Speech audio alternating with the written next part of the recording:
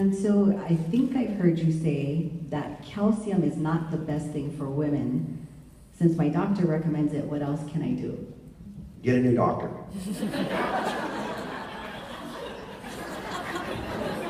Okay, let me give you some background so you understand. 1962 was a very good year for many reasons.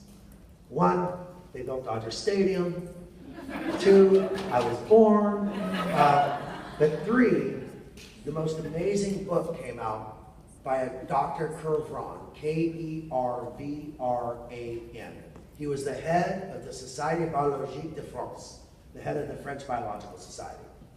And he did an experiment that forever changed my perception. It should have forever changed the world's perception of food, but the world ignored it. But I'm going to share it with you, and it's still published. You can still buy it. It's still incredible.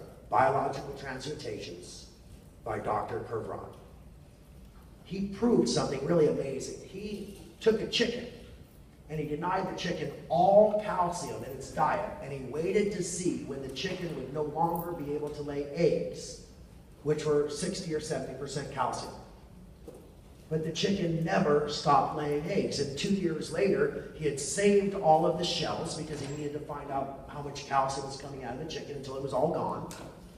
And the weight of the shells was almost equal to the weight of the chicken. He said, how can a chicken make as much calcium as its own weight if it never eats calcium? Crazy, right? So here's what he figured out. The human body actually creates calcium with magnesium, potassium, and silica.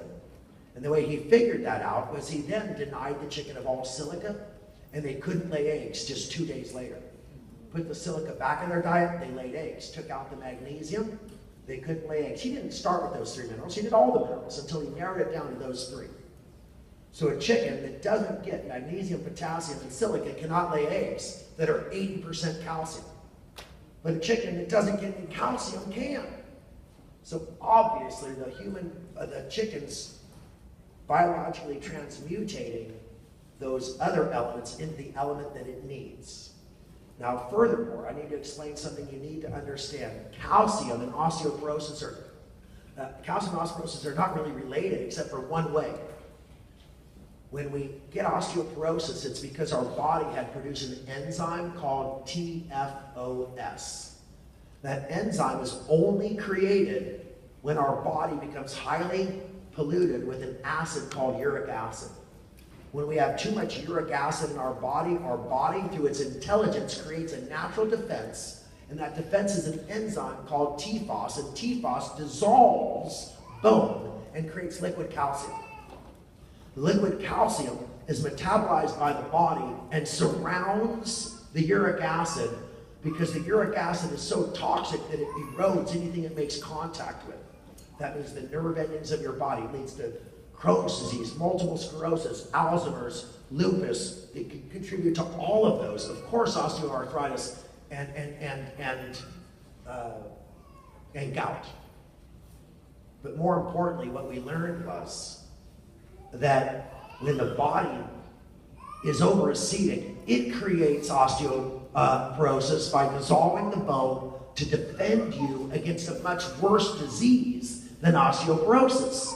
Your body would rather have you get osteoporosis at 80 or 70 than die at 50 or 60. Does that make sense? So osteoporosis is actually a sign of your body's intelligence trying to save you from an overacidic body. And the only way to stop osteoarthritis and osteoporosis, and osteopenia, which is the onset of osteoporosis, is to stop consuming the foods that create uric acids and to start eating foods that eliminate uric acid, aka the 10-day transformation.